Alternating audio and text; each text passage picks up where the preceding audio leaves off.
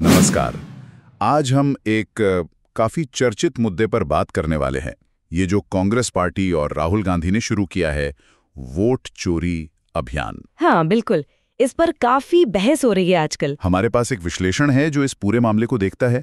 मतलब क्या आरोप हैं, कांग्रेस क्या चाहती है और चुनाव आयोग ने क्या कहा है। तो आज कोशिश करते हैं इसे समझने की, है ना, कि आखिर ये पूरा मामला है क्या। जरूर। तो ये जो वोट चोरी अभियान है, इसका सीधा निशाना हाल के चुनाव है, खासकर 2024 वाले लोकसभा चुनाव। और आरोप है कि बड़े पैमाने पर गड़बड़ी हुई है। गड़बड़ी मतलब किस तरह की गड़बड़ी? उनका मुख्य आरोप वोटर लिस्ट को लेकर है कि मतदाता सूची में ही हेराफेरी की गई है जानबूझकर। अच्छा, वोटर लिस्ट में हेराफेरी। राहुल गांधी ने कुछ कॉन्क्रीट बताया है कि कैसी हेराफेरी? हाँ, उन्होंने कुछ पॉइंट्स रखे हैं, जैसे वोटर लिस्ट में ऐसे नाम है जो हैं ही नहीं, मतलब फर्जी नाम, या फिर एक ही आदमी का नाम कई कई जगह लिस्ट में डाल दिया गया है।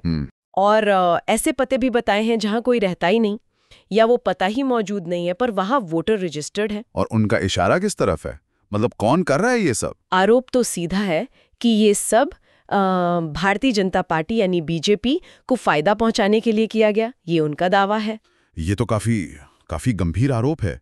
मतलब सीधे चुनावी प्रक्रिया की बुनियाद पर ही सवाल। बिल्कुल। वोटर लिस्ट तो समझिए किसी भी चुनाव का आधार होती है, और उसमें इस तरह की मतलब जानबूझकर की गई हेराफेरी का आरोप लगाना ये कोई छोटी बात नहीं है। ये सिर्फ कोई तकनीकी गलती नहीं बता रहे, बल्कि नतीजों को प्रभावित करने की एक संगठित कोशिश का इल्जाम लगा रहे हैं। तो फिर कांग्रेस की मांग क्या है? इस स्थिति में वो क्या चाहते हैं? उनकी मांग बहुत सीधी और साफ है। वो चाहते हैं कि चुनाव आयोग ईसीआई सारी की सारी वोटर लिस्ट को पब्लिक कर दे। पब्लिक कर दे मतलब कैसे? एक डिजिटल फॉर्मेट में, जो आसानी से एक्सेस हो सके और जिसकी जांच भी की जा सके, मतलब कोई भी उसे देख सके, जांच सके। अच्छा, ताकि पारदर्शिता बढ़े, कोई भी चेक कर सके कि लिस्ट ठीक है या नहीं। हाँ बिल्कुल, यही मकसद है कि आम नागरिक हो, कोई दूसरी पार्टी हो या कोई रिसर्चर हो, वो खुद देख सकें कि कहीं कोई गड़बड़ी तो नहीं है। उनका तर्क है कि इससे पारदर्शिता आएगी और लोगों का चुनावी प्रक्रिया में भरोसा बढ़ेगा। उन्होंने इसके लिए एक वेबसाइट का भी जिक्र किया है, votechori.in करके, शायद इसी मांग को और बल देने के लिए। ये डिजिटल फॉर्मेट वाली बात जरूरी लगती है। शायद इससे छोटे ग्रुप्स या आम लोग भी विश्लेषण कर पाएंगे। हाँ, ये मुमकिन है। पहले शायद ये क्षमता बड़े दलों तक ही ज्यादा थी। लेकिन चुनाव आयोग, ईसीआई का क्या कहना है इस सब पर? उन्होंने तो शायद इसे माना नहीं है। नहीं, बिल्कुल नहीं माना।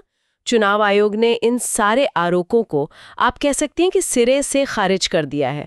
उन्होंने कहा है कि ये आरोप झूठे हैं, इनका कोई आधार नहीं है, बेबुनियाद है। खारिज कर दिया बस, या कुछ और भी कहा? उन्होंने एक तरह से कांग्रेस को चुनौती भी दी है। ईसीआई ने कहा है कि अगर आपके पास इतने गंभीर आरोपों के लिए कोई सबूत है, कोई ठोस सबूत, तो आप एक हलफनामे पे, मतलब एक एफिडेविट पर लिख कर दीजिए। वो जो शपथ पत्र होता है ना कानूनी तौर पर, तो उस पर लिख कर दें ताकि वो एक औपचारिक जांच शुरू कर सके। पर यही तो शायद बात अटक गई है। मैंने सुना राहुल गांधी ने एफिडेविट देने से मना कर दिया। हाँ, यही पेच है।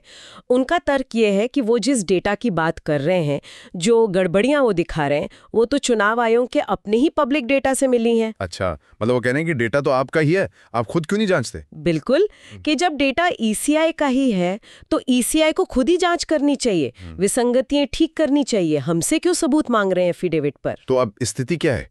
एक तरफ कांग्रेस कह रही है डेटा पब्लिक करो, डिजिटल फॉर्मेट में दो। हाँ, वो पारदर्शिता और जांच योग्य डेटा पर अड़े हैं। और दूसरी तरफ चुनाव आयोग कह रहा है कि आरोप बेबुनियाद हैं, और अगर हैं तो पहले एफिडेविट पर सबूत लाओ। सही।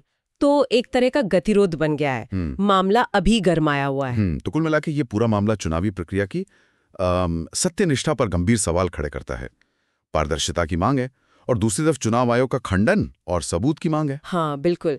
और यह हमें सोचने पर मजबूर करता है कि किसी भी लोकतंत्र में चुनाव पर भरोसा बनाए रखने के लिए ये पारदर्शिता आखिर कितनी जरूरी है। क्या भविष्य में हमें चुनावी डेटा तक आम लोगों की पहुंच को लेकर और बहस देखने को मिलेगी? और अगर ऐसा होता है तो उसके क्या नफा नुकसान हो सकते हैं? ये वाकई एक बड़ा सवाल है जिस पर शायद आगे और भी चर्चा होगी। बिल्कुल, देखना होगा ये मामला आगे क्या मोड़ लेता है।